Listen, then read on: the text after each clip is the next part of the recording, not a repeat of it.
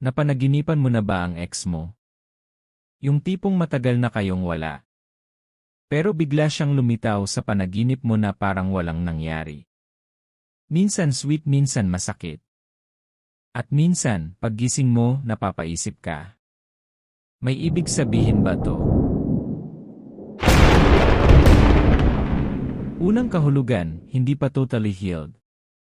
Sa totoo lang, isa ito sa pinaka-common na meaning. Kapag napapanaginipan mo ang ex mo, posibleng may emosyon ka pang hindi tuluyang nawawala. Hindi ibig sabihin na gusto mo pa siya.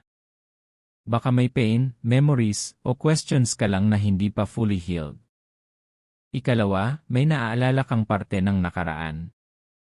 Minsan, hindi talaga yung tao ang namimiss mo, kundi yung feeling noong panahon na yon.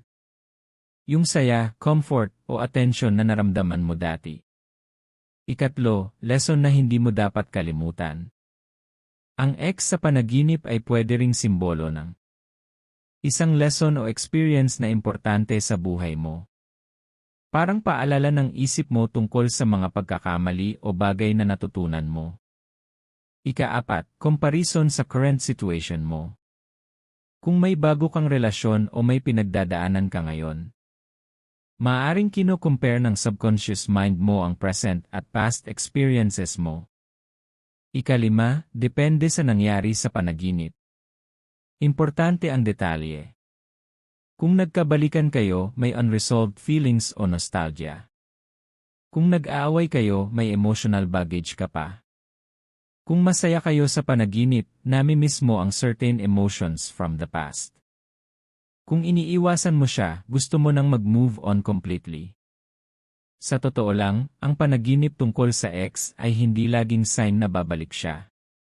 Kadalasan, ito ay tungkol sa emosyon mo, memories mo, at kung paano ka nag-grow bilang tao.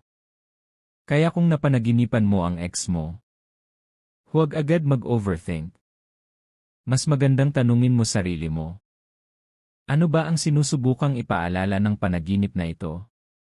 Kung nagustuhan mo ang video na ito, like, share, at subscribe sa Dream Signs para sa mas marami pang kahulugan ng panaginip. At ikaw, napanaginipan mo na ba ang ex mo? Ano ang nangyari sa panaginip mo? Ay comment mo sa baba.